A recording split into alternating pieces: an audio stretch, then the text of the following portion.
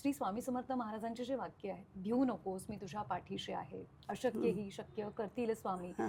या दोन वाक्यांमध्ये ना इतकी जास्त शक्ती आहे. स्वामी तुम्हाला आत्मविश्वास देतात.